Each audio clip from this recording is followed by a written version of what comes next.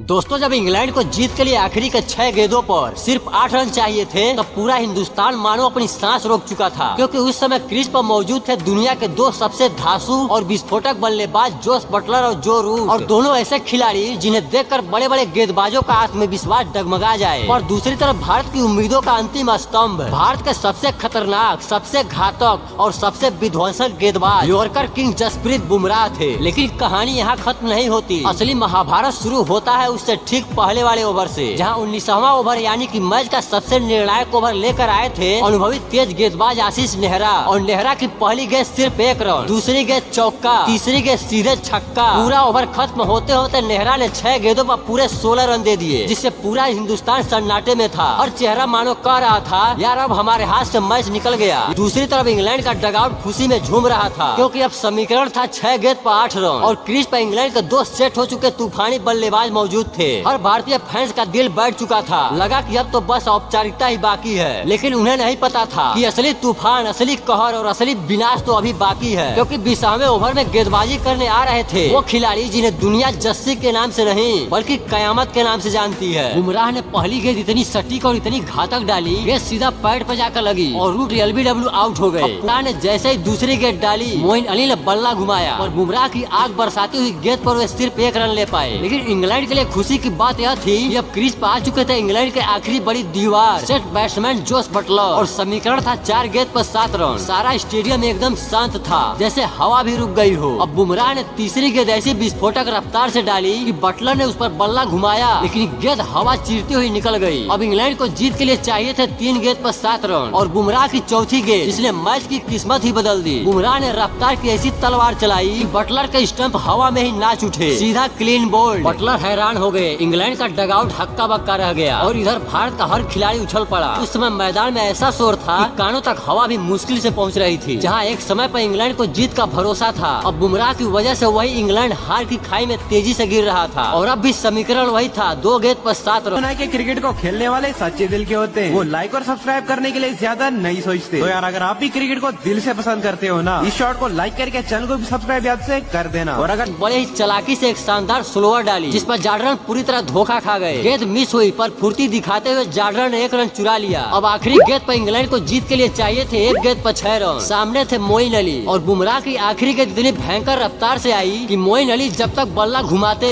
तब तक गेंद उनसे काफी दूर निकल चुकी थी। जिस मैच को हर कोई हारा हुआ मान चुका था, जिसे इंग्लैंड लगभग जीत चुका था, वही मैच जसप्रीत बुमराह की धधकती हुई गेंदबाजी ने भारत की झोली में डाल दिया।